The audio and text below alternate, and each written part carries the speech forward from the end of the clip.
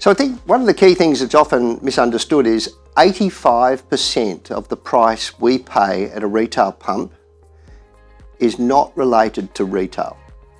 So around 40% of that, and it goes up and down depending upon where the oil price goes and where refinery costs go, but 40 to 45% of that typically is the wholesale price of the fuel. So that's oil prices, the exchange rate, the production prices that are being charged, and then the transport to our shores.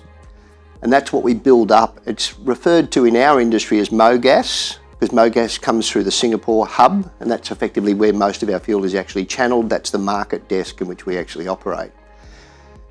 The remaining 40 to 45% of that first component is actually government taxes, 42.2 cents in every litre.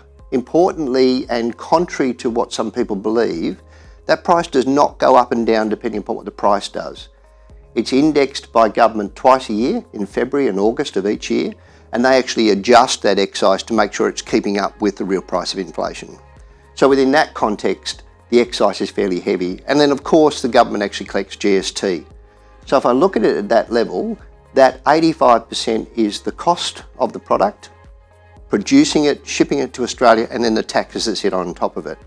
The remaining 15%, and once again this varies depending upon what the price is doing in the price cycle, but it's typically 12 to 15%, is actually the wholesale cost in terms of the transport to the service station, and then the retail cost and the profit.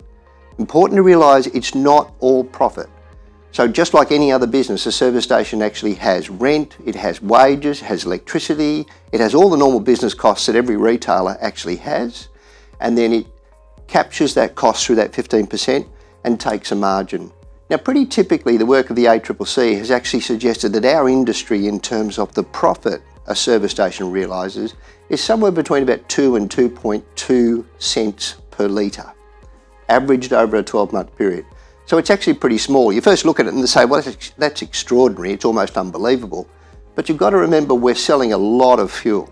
So we go back to the fact that our costs as a retailer are pretty well similar to similar sized retailers in other industries.